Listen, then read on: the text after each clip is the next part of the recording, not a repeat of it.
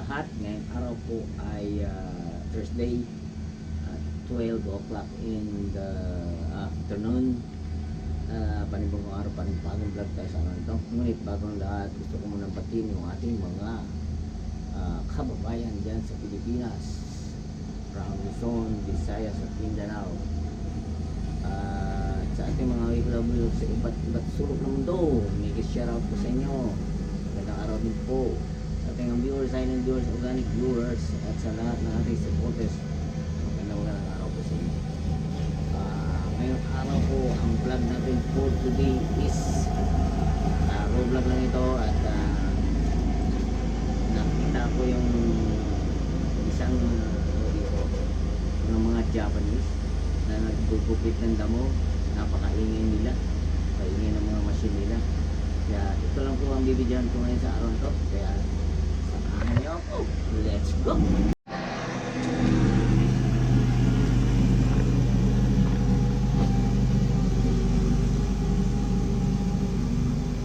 Yan guys, nagugupit ho sila ng damo kasi napakahaba na naman ng damo dito sa aming ground, sa paligid ng aming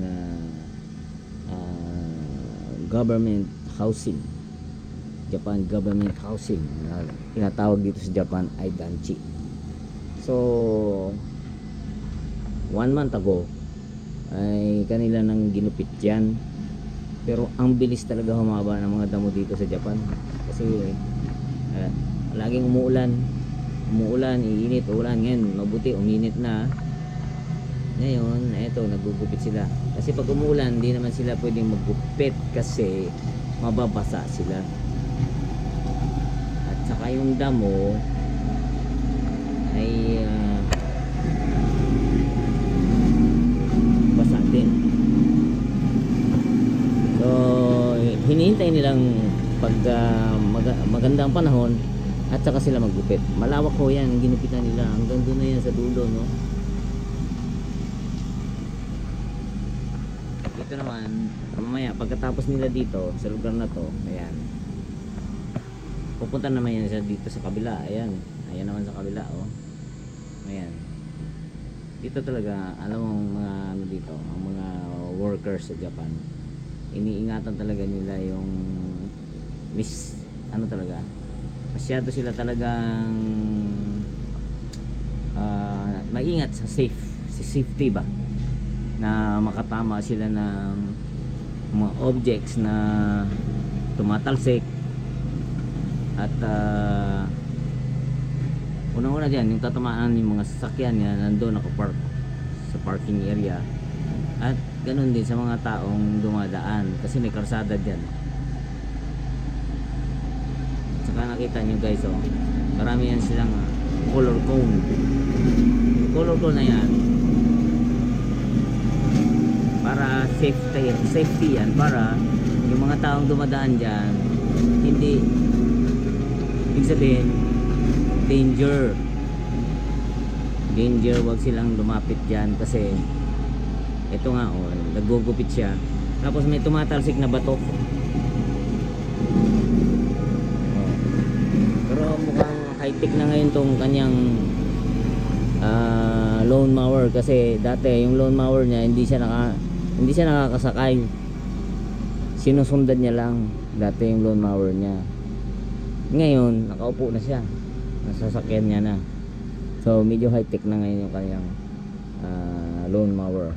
Tapos yan naman yung makikita nyo guys, oh, hindi natin makukusap. Yan naman yung grass cutter na pag hindi naabot ng lawn mower, itong lawn mower na malaki, may gulo. Kasi pag mga gilid-gilid guys, hindi yan kaya niyang abutin. So ang ginagamit, yun yung grass cutter na yun.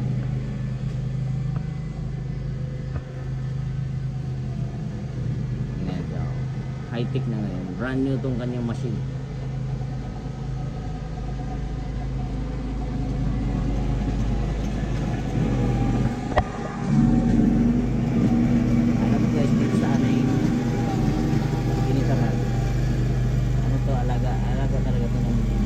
gobyerno.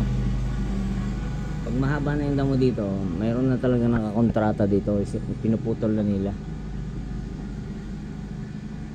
Tapos inaano nila yan, sinasubmit nila yan sa City Hall na ayan, nagupitan na nila yung lugar na yan. Tapos nililipat naman yan sila sa ibang lugar. Kasi itong government housing na to guys, napakalaki nito, napakalawak. Ito lang sa lugar namin, bali 15 buildings ito eh. Tapos yan, yung sa kabila, iba naman yan. Alam nyo guys, yung karsada na yan, boundary yan ng Akisima City, doon, Akisima City. Dito, Fusa City. Yan yung boundary, yung karsada na yan. Kaya yung kabilang building na yan, government housing din yan. Nasa Akisima City na yan. Dito naman, Fusa City. Itong kinalalagyan ko.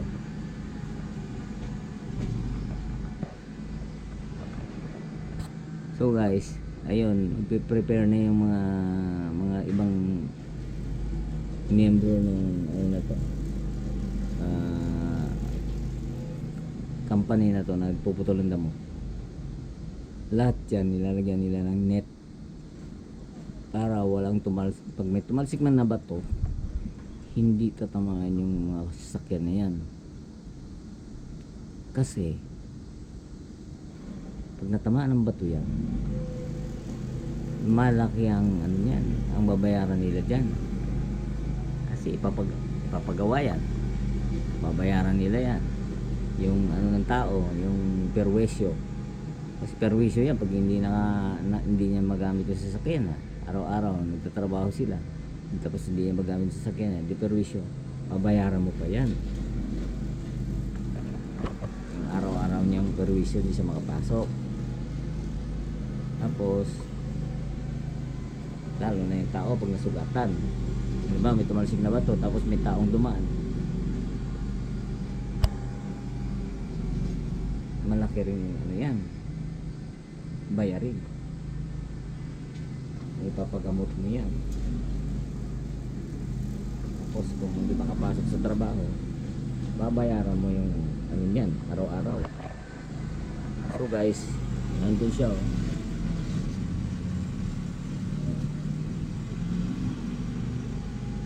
Meron pa, maraming pa yan. Ano yun pa yan eh. Bali, 2 beses na kasi dadaanan to. Nadaanan niya na kanina. First round, kumbaga. Ngayon, nagsi-second round na siya. Ngayon. Tapos yung mga damo na yan na naputol niya, anuhin nila yan. Lilinisin nila yan. Hindi nila yung pababayaan dyan na ganyan lang. Ganyan lang dyan. Hindi. Ayan, nakita mo yung mga damo, nakatumpok na yan. Meron yan silang blower. Ayan ang mag-iipon ng mga damo na yan. Tapos hahakotin nila, nandun yung truck nila, mag-aantay sa labas. Nandito. Andun yung truck nila sa parking, sa park. Pinarado nila doon. Kasi mamaya pa na yan nila, pag naipon na nila yung ano na yan, yung mga dugyot na yan, mga damo, at saka nila ano yan mamaya ikakarga sa truck. So guys, ito yung aming danchi yan, bali kapitbahay ko yan, marami yan, hanggang doon yan, doon. Ako pang 14 building ako. Tapos meron pang kasunod dyan na isa dito sa gilid ko,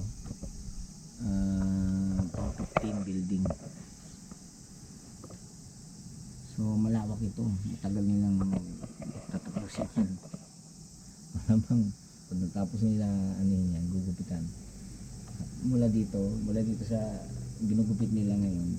Diyan din nila inuuna papunta doon. Diyan, gugupit pa rin yan sila dito. Dito yan. Gugupitin nila yan. Diyan. Diyan. Doon. Hanggang doon sa dulo. Dito. Doon din. Pitin nila yan. Tapos yung park. Pitin nila yan. Ganda ng kanyang machine.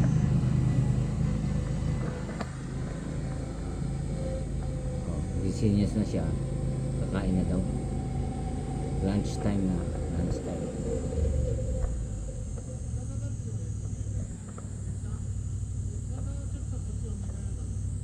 Ibig sabihin lunch time. Ito, leader nila to. Leader nila yan.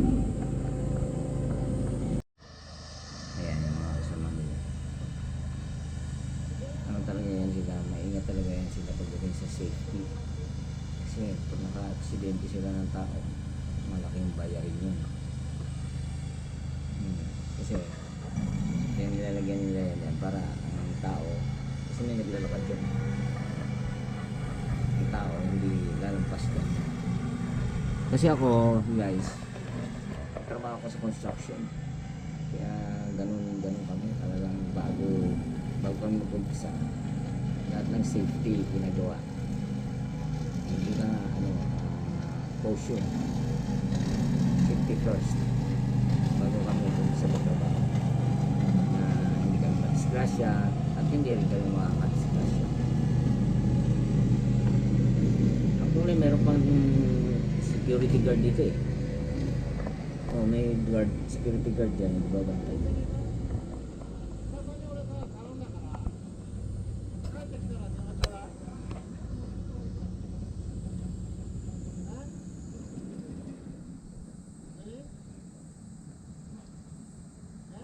Nag-uusap sila ng Nihongo.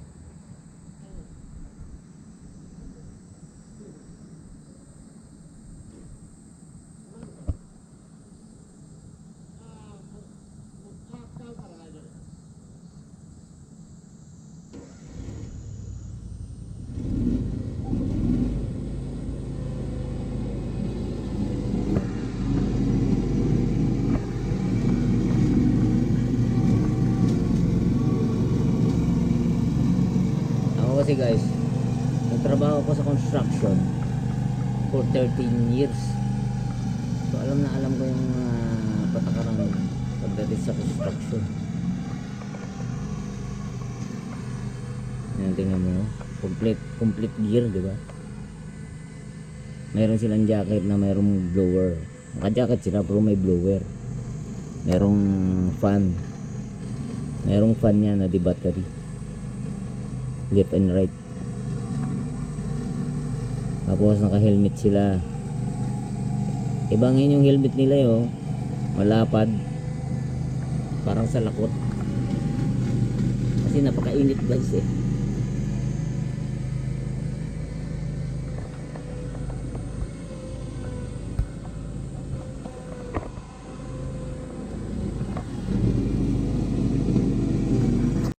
Hindi masyado makita pero ayun, makikita nyo guys, malayo kasi sa third floor kasi ako.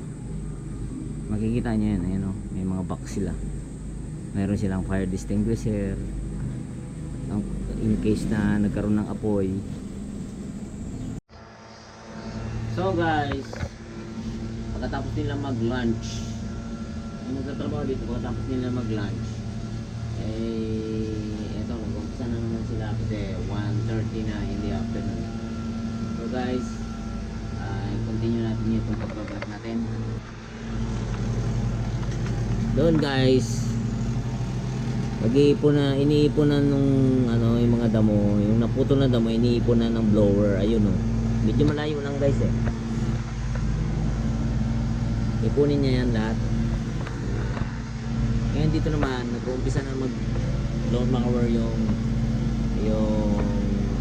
lawnmower driver. Excuse me. At saka napakakapal ng damo dyan oh. Yung lugar na yun, napakakapal ng damo. Mataba yung lupa dyan. Yan na, nag-blower guys. Kita nyo, ang lakas ng hugong ng yung blower na. Nandiyan pa yung isa oh. Nandiyan pa yung isa. Ayan, sakto pa yan.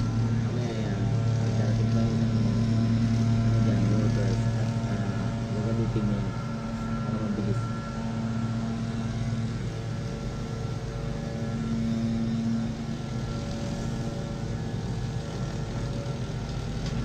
nakarating na siya.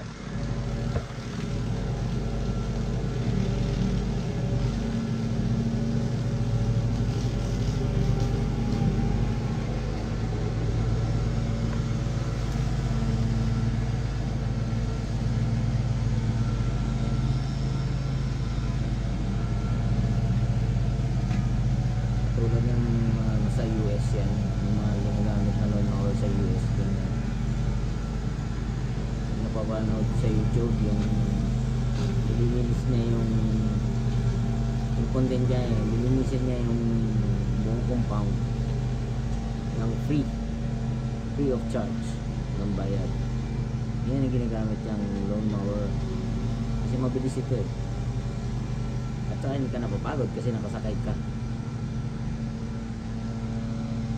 Noon yung ginagamit niyan yung parang lang niya, sinusundan lang niya yung naglalakad siya, sinusundan niya yung machine, yung lawnmower. Siguro nakabili na sila ng bagong lawnmower ito. Epic siya ngayon.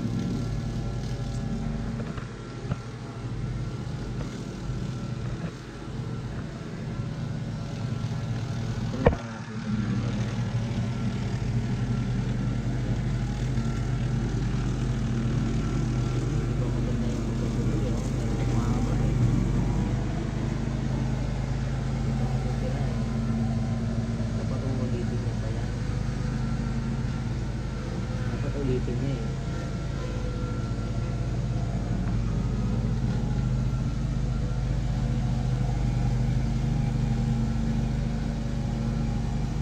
Very convenient ang kanyang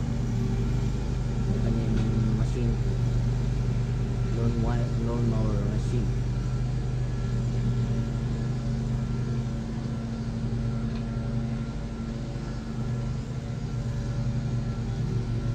Meron pa isang gamit niyan eh, yung parang traktora na talaga. Nakita ko mas malakas yun, ginagamit yun sa mga farm.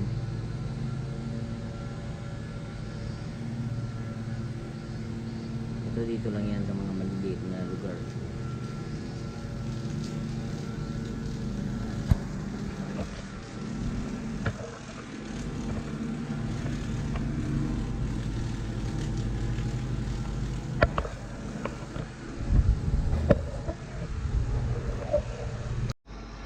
So guys, hanggang dyan na yung video natin for today. Ngunit bago tayo magpaalam ay magsha-shoutout muna tayo sa ating mga supporters. So standby lang po tayo. Okay guys, narito na po yung ating shoutout. Bikers NC Vlog, mega shoutout. Gilda DC, mega shoutout. Nika Grace Padalyan, mega shoutout. Pinayin OZ Channel, mega shoutout. One Day TV, mega shoutout. Si Pinoy Lifestyle Vlog, mega shoutout. Lorit TW, mega shoutout. Jane G Vlog, mega shoutout. Gonzaga Vlog, mega shoutout. Katimix Vlog, mega shoutout. Sing Sogs TV Mix Vlog, mega shoutout. Granny's Mix Vlog, mega shoutout. At ito ang ating mga masugid na supporters. AB Mix Vlog, mega shoutout. Sunrise Love TV, mega shoutout. Genuine Love at Heights Vlog, mega shoutout. Rosit Aurelio Sungangers Mix Vlog, mega shoutout. And ang ating idol na si Miss Noy, mega shoutout Noy. So guys, hanggang dito lang yung ating video for today. Maraming salamat sa inyong pagsubaybay. Hanggang sa muli. Bye bye and God bless.